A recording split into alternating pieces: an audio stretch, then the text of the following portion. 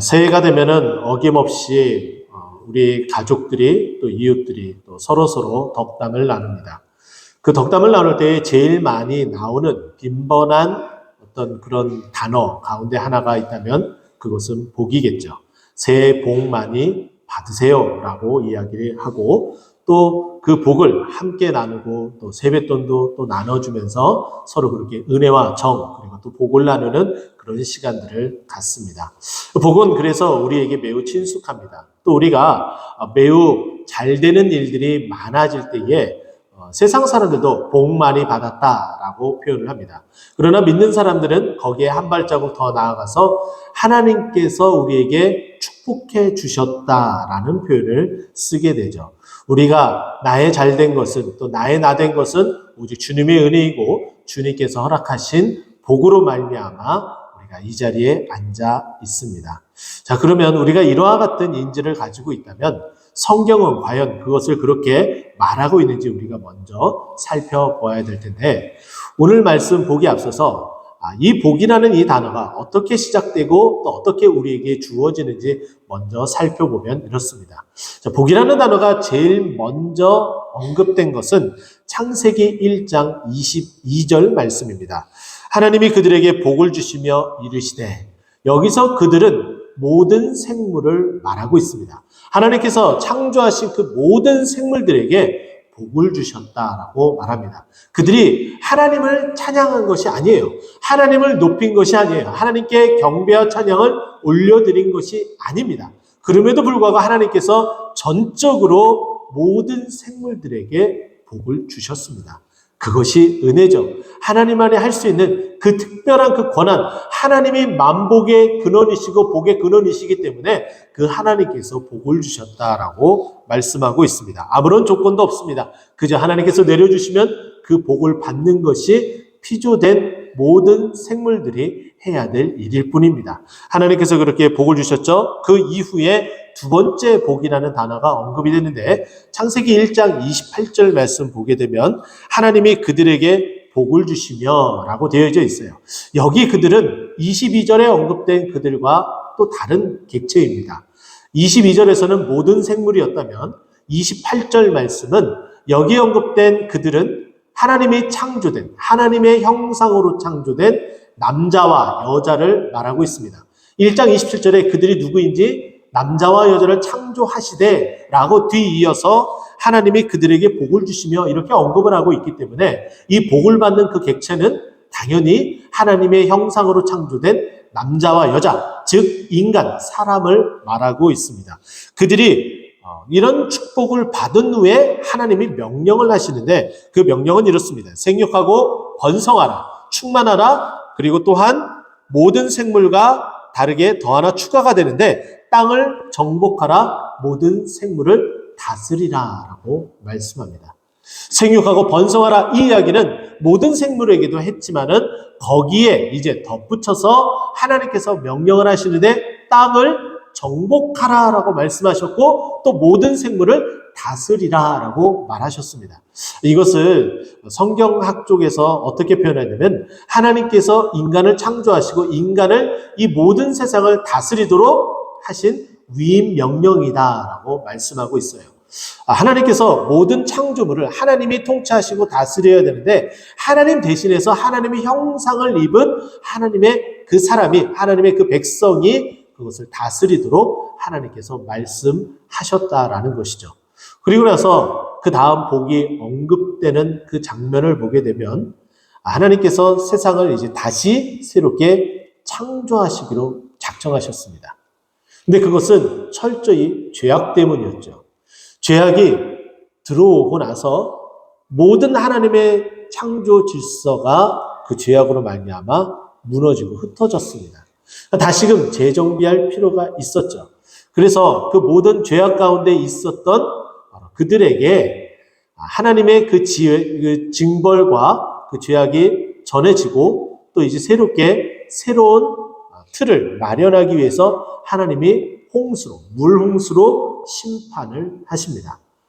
방주 안에 들어가 있었던 노아와 그 8명의 그 가족은 이제 물이 다 감한 것을 알고 이제 방주 밖으로 나올 바로 그때에 창세기 9장 1절의 말씀 보면은 방주에서 나오는 노아와 그 아들에게 무엇을 주셨다고요? 복을 주십니다. 방주에서 나온 노아와 그 아들들에게 복을 주시면서 동일하게 말씀하시죠.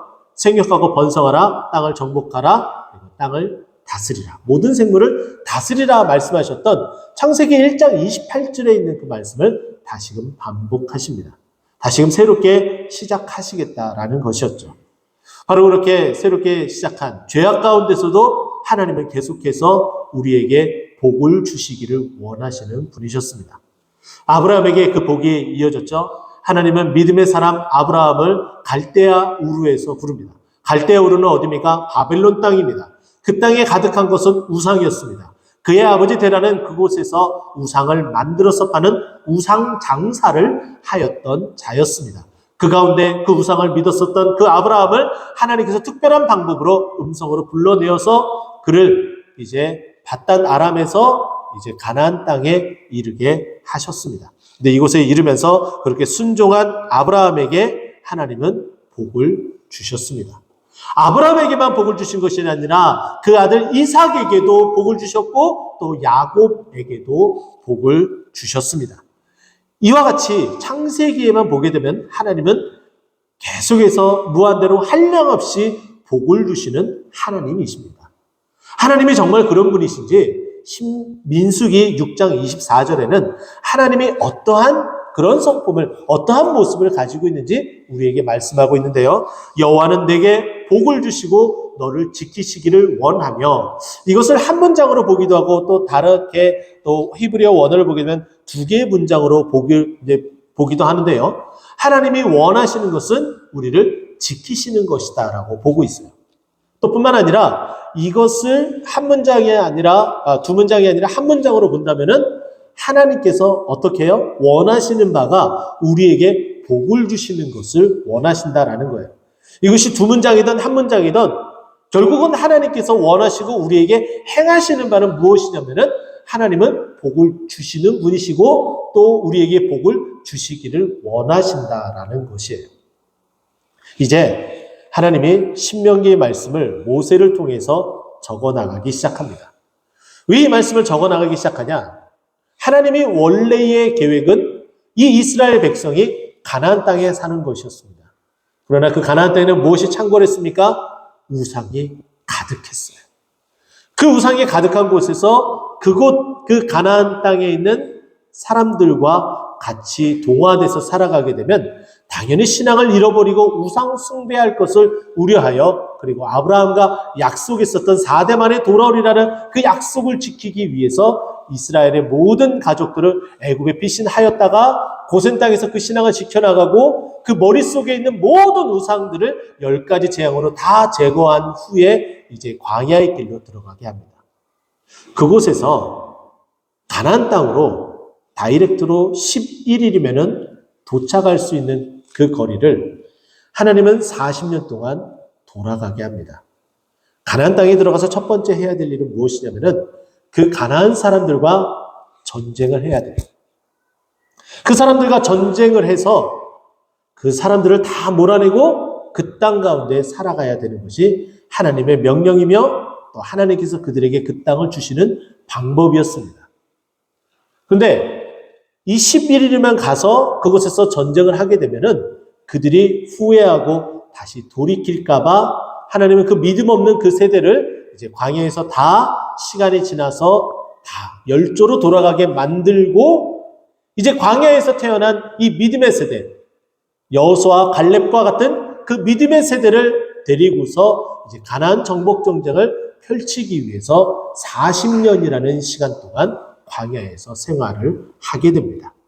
이들이 이 광야에서 생활을 하게 될 때에 또 쉼없이 끊임없이 유혹과 그리고 그 고난과 고충 가운데에 도전 속에서 살아가야 되겠죠. 이것은 시작에 불과합니다. 가나안 땅에 들어가면 그보다 더한 일들도 겪어야 되는 것이 이스라엘 백성의 처해 있는 환경이었습니다. 그렇게 된다면 하나님께서는 이 이스라엘 백성에게 무엇을 해야 될까요? 당연히 신신당부를 해야겠죠. 무엇을 위해서? 이들이 잘 명령하고 그 명령한 것을 잘 순종해서 가나안 땅에 들어가서 그 가나안 땅을 정복하기 위해서 이들이 하나님의 말씀에 순종해야 되고, 또 그곳에 가서 하나님이 주신 그 은혜와 복을 누릴 수 있도록 만들어 주셔야 되는 것이 하나님께서 행하실 일이었습니다. 그래서 오늘 말씀이, 오늘 본문이 나오게 되어져 있는 거예요. 오늘 신명기 28장은 바로 그 이야기, 가장 필요한 그 이야기를 해주고 있습니다. 단순하게 이 신명기 28장 전체 68절까지의 말씀을 보면은 크게 두 부분으로 나눌 수가 있습니다. 1절에서 14절까지 말씀은 하나님께서 우리에게 내려주시는 복에 대해서 언급을 하고요. 그리고 15절에서 마지막 68절은 저주에 대해서 이야기를 합니다. 그러나 이 축복과 저주가 양립하면서도 이 축복과 저주가 존재하는 단 한 가지 그 갈림길에 서 있는 그 기준은 무엇이었냐면은 하나님의 말씀을 청종하냐, 순종하냐, 순종하지 아니하냐 였습니다. 하나님의 말씀을 순종해서 또 그 말씀을 지켜 행하느냐, 아니면 그것을 행하지 않느냐 였습니다. 우리의 머릿속에 자꾸 부정적인 생각을 갖게 되면 우리는 그것을 행하는 그런 모습들이 나타나게 됩니다. 그러나 그것을 더 강조하게 되면 그것에 대한 공포와 두려움으로 그것을 안 하게 되는 일도 나타나게 되죠. 가령 예를 들자면 이런 일이 있겠죠. 우리 자녀들에게 끊임없이 소파에 앉아서 음식을 먹지 말아라 라고 이야기를 한번 해보세요. 그 우리 자녀들이 소파에 앉아서 음식을 안 먹겠습니까? 아이들은 먹어요. 그러나 표현을 이렇게 바꿔보는 거예요. 너희들이 음식을 먹을 때에는 식탁에 앉아서 먹어야 된다라고 이렇게 이야기를 한번 해보세요. 그러면 아이들은 당연히 음식을 먹을 때에는 식탁에 앉아서 먹어야 되는구나 라는 생각을 가지고 그 자리에 앉아서 먹게 됩니다. 왜냐하면 머릿속에 식탁이라는 단어가 들어가기 때문이에요. 그러나 반면에 소파라는 단어가 머릿속에 들어가게 되면은 그 소파에 앉고 싶은 그 마음들이 우리 자녀들에게 들어가게 됩니다. 마찬가지겠죠. 오늘 이 본문 말씀을 저주 쪽으로 하나님의 말씀을 순종하지 않게 되면 이런 저주를 받는다라고 얘기를 하면은 당연히 우리 성도님들은 그 말씀을 보고서 내가 하나님의 말씀에 순종해서 이와 같은 저주가 내가 임하지 않게 해야지 라고 생각하고 그 믿음으로 행하리라고 저는 믿습니다. 그러나 오히려 그것보다는 더 적극적으로 신앙에 적극적으로 순종하게 되면 순종하지 아니하는 그 모습들이 나타나지 않게 돼요. 그렇기 때문에 저는 여러분과 함께 오늘 본문 말씀 14절까지 가운데에 특별히 9절까지 말씀을 선택해서 여러분에게 하나님의 말씀을 순종하게 되면 그 말씀을 지켜 행하게 되면 하나님께서 어떠한 복을 주는지 여러분과 함께 나누고 싶습니다. 그래서 오늘 설교 제목도 여호와께서 주시는 복이라는 제목으로 여러분과 함께 나누고 싶은데요. 오늘 본문은 무엇을 어떻게 우리에게 그 복을 주고자 하는지 함께 살펴보도록 하겠습니다. 1절 말씀 먼저 보게 되면은 내가 내 하나님 여호와의 말씀을 삼가 듣고 내게 명령하는 모든 명령을 지켜 행하면 이라고 되어져 있습니다. 그리고 마지막 9절에도 내 마지막 부분 보면은 내 하나님 여호와의 명령을 지켜 그 길로 행할 것임이니라 라고 말씀하셨습니다. 가장 중요한 골자는 우리가 복을 받는다 안 받는다 이것보다 더 중요한 것은 우리가 하나님의 말씀을 지켜 행하는 것, 바로 그것이 가장 중요합니다. 우리의 말씀을 듣고 복과 상관없이 하나님의 말씀으로 창조된 우리가 하나님의 그 말씀에 순종하며 하나님의 그 은혜를 누리는 믿음의 백성 되기를 간절히 축원드립니다. 이스라엘 백성이 가나안 땅에 들어가서 하나님의 말씀을 듣고 또 순종해서 정복 전쟁을 펼쳐야 되는데 하나님의 그 말씀을 듣지 않게 되면 어떻게 됩니까? 그 모든 정복 전쟁이 다 무너지게 되어져 있어요. 그러니까 당연히 이스라엘 백성들에게 조건 안에 조건을 내거는 거예요. 이전까지는 조건 없이 하나님이 그냥 축복을 하셨다면 당연히 이스라엘 백성이 이와 같이 순종해서 이와 같은 복을 받을 것이다라는 그 마음으로 하나님께서 말씀하셨다라는 거죠. 어찌 보면은 이 조건은 조건 같지 않는 조건이다라고 볼 수도 있습니다. 하나님께서 이렇게 우리에게 명령을 하셨습니다. 그리고 또 무슨 말씀을 하셨냐면은 1절 마지막 부분에 보면 여호와께서 너를 세계 모든 민족 위에 뛰어나게 하실 것이다. 하나님의 말씀에 순종하면 모든 민족 위에 뛰어나게 하실 것이다. 이 말은 9절에서도 언급이 되는데요. 자, 9절 앞부분 그 중간 부분까지 보게 되면 여호와께서 네게 맹세하신 대로 너를 세워 자기의 성민이 되게 하리니 세상 어느 통치자 가운데에 가장 뛰어난 만군의 여호와의 백성이다라는 것은 세상 어느 민족보다 가장 뛰어난 민족이 된다라는 거예요. 이스라엘 백성의 유대인이 그래서 축복을 받은 듯합니다. 우리 또한 하나님의 은혜와 복을 입은 백성이죠. 그래서 우리는 세상 어떤 곳에 어떤 민족과 비교하더라도 하나님의 거룩한 백성, 가장 뛰어난 백성임을 믿으시기 바랍니다. 그러면 하나님께서 우리에게 어떤 복을 주시는지 2절 이후에 계속해서 그 복을 언급하는데 한번 살펴보면 이렇습니다. 자, 2절 내가 내 하나님 여호와의 말씀을 청정하면 이 모든 복이 내게 임하여 내게 이르리니 자, 이제 첫 번째 복이 임합니다. 성읍에서도 복을 받고 들에서도 복을 받을 것이며 첫 번째는 우리에게 이렇게 말씀하셨어요. 성읍에서도 복을 받을 것이고 또 들에서도 복을 받을 것이다라고 이야기합니다. 자, 성읍은 어떤 곳입니까? 이스라엘 백성들이 삶의 터전 가운데는 삶의 가장 중앙 가운데 있는 곳이에요. 또 예배 중심으로 드리는 바로 그곳입니다. 성이라는 것은 안전한 가정을 말하고 있습니다. 이 말인 뜻은 다시 해석을 하자면은 하나님께서 여러분들의 가정, 바로 우리의 가정에게 먼저 복을 주신다는 거예요. 하나님의 말씀에 순종하면, 하나님의 말씀을 청종하면, 하나님의 말씀을 지켜 행하면 하나님께서 우리 가정에게 복을 주시는 하나님이신 것을 여러분 믿으시기 바랍니다. 또 뿐만 아니라 더 나아가서 들에서도 복을 받는다라고 말씀하고 있어요. 이 들은 무엇을 의미하냐? 이스라엘 백성은 유목민이었습니다. 유목민은 들로 나가서 자신들이 가지고 있는 소와 양떼를 치는 일을 말하는 것이 바로 유목하는 일입니다. 그 유목하는 유목민들로서 들에 나가서 일을 하게 되는 데에 그곳에서 복을 받아야 될까요? 받지 않아야 될까요? 당연히 그곳에서도 복을 받아야 됩니다. 양을 치러 갔습니다. 근데 그곳에 갔더니 풀 한 포기가 없어요. 그러면 또 다른 장소로 옮겨야 됩니다. 요셉의 형들이 그랬죠. 헤브론에서 도단에 이르러서 양떼를 목축하러 갔습니다. 근데 그 도단에 이르렀더니 세겜에 이르렀더니 그곳에 있었습니까? 이미 다 그 풀이 다 먹어치우고 없어서 더 이상 양을 칠 수 없는 환경이 세겜 땅 가운데 있었습니다. 그래서 그 야곱의 형들이 어떻게 해야 합니까? 자리를 옮기게 되죠. 도단이라는 곳까지 옮기게 됩니다. 무려 헤브론에서 거의 130km나 떨어져 있는 그곳까지 양을 치러 가게 됩니다. 그곳에서 양을 치며 나중에 요셉을 만나게 되죠. 자, 이처럼 양을 치러 나갔는데 양을 치러 나간 그곳에서 풀 한 폭이 없는 곳을 만나게 되면 여간 낭패가 아닐 수 없습니다. 이건 우리의 삶도 마찬가지입니다.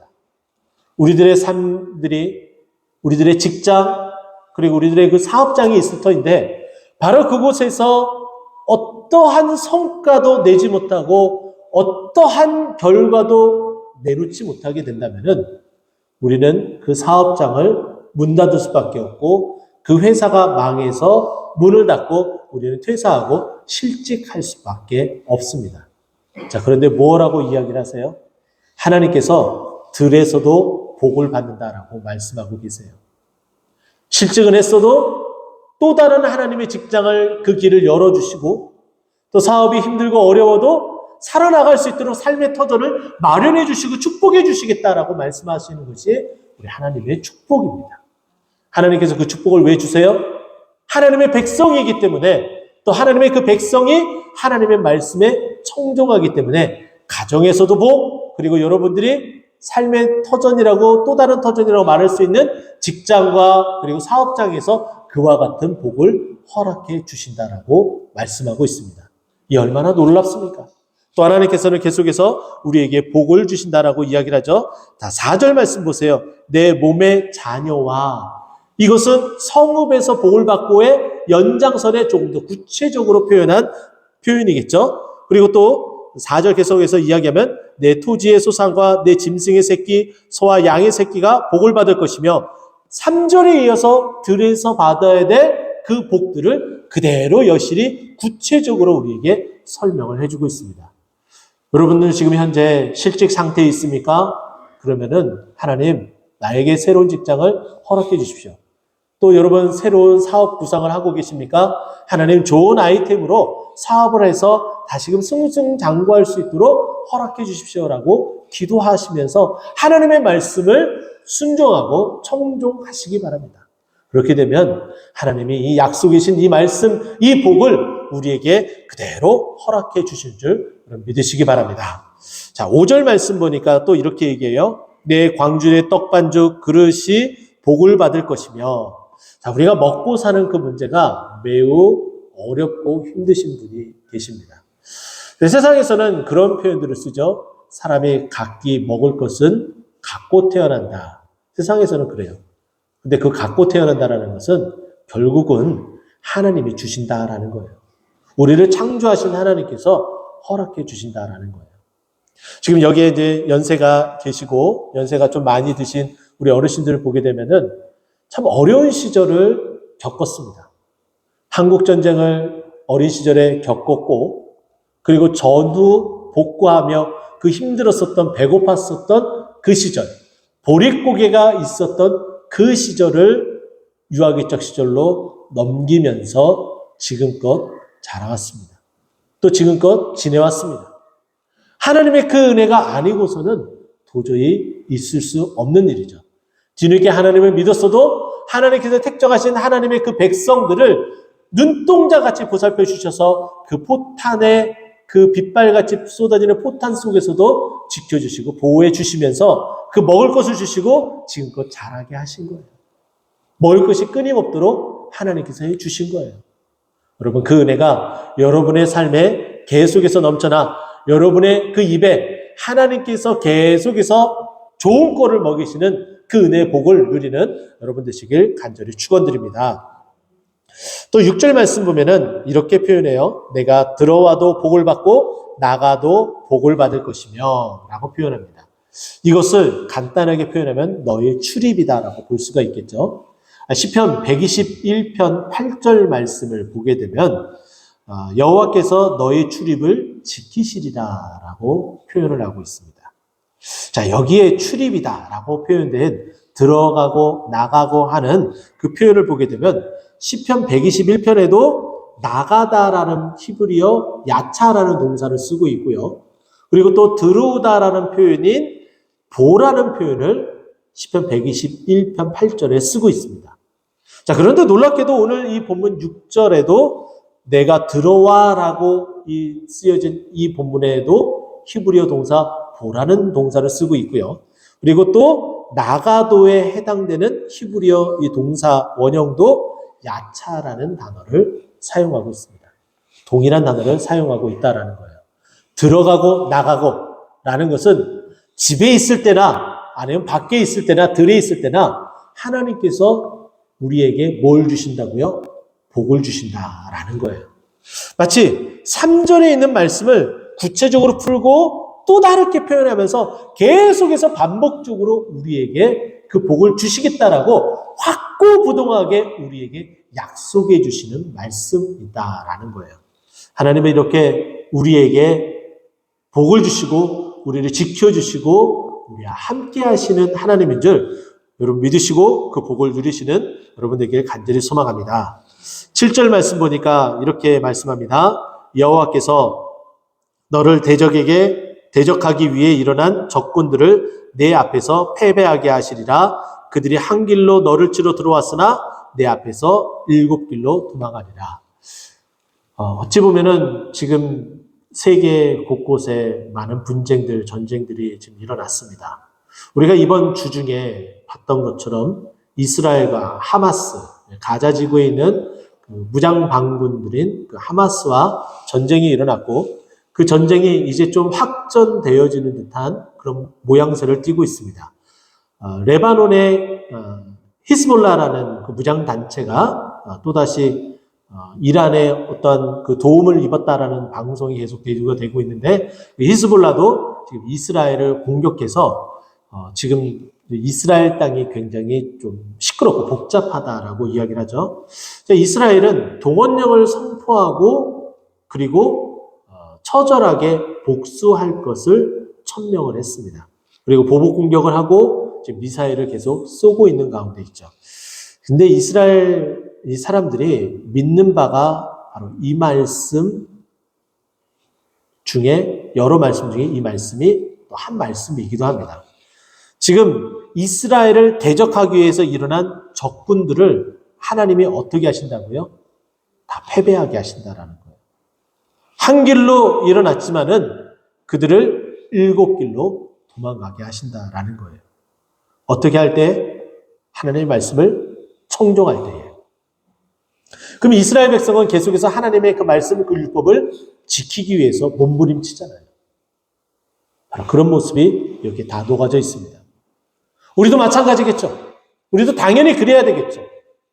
우리 또한 하나님의 백성으로서 하나님의 말씀을 순종하게 되면 우리가 모든 일에 다 평안하면 너무나 좋겠지만 우리를 이유 없이 뜻없이 음해하는 일들이 발생하게 됩니다.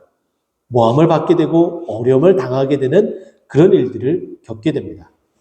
직장 생활을 하며 너무나 그 일들을 잘해서 능력받고 인정받으면 그 동료들이 시기 질투하는 일들이 발생하게 되죠. 또 뿐만 아니라 사업장을 잘 경영해서 손님이 정말 들끓는 그런 모습을 보게 되면 이웃에 있는 동종업계에 있는 다른 분들이 시기 질투가 넘쳐나게 됩니다. 그래서 반드시 안 좋은 이야기들을 퍼뜨리는 그런 모양새가 생기게 마련이에요. 그러나 우리는 다른 어떠한 반응보다도 하나님의 말씀에 순종하고 그저 하나님께 모든 것들을 맡기고 의지하며 나가게 되면 하나님이 다 어떻게 하신다고요? 다 처리해 주시는 거예요. 다 막아주시는 거예요. 하나님은 우리를 호호해 주시는 거예요. 어떻게 해요? 그 적군이 일어나서 우리를 패배시키려고 작당하며 나아갈 때 그리고 마귀 사탄이 우리를 뒤흔들려고 그 유혹 가운데 있을 때에 하나님이 우리를 보호해 주신다라고 말씀하고 있는 거예요. 우리 앞에 우리를 패배하러 나온 그 적군들을 패하게 하시고 그리고 7길로 도망가게 하시겠다라고 우리에게 그와 같은 복을 주시겠다 말씀하고 있는 겁니다. 또 연이어서 계속해서 8절 말씀 보면은 여호와께서 명령하사 내 창고와 내 손으로 하는 모든 일에 복을 내리시고 내 하나님 여호와께서 내게 주시는 땅에서 내게 복을 주실 것이다.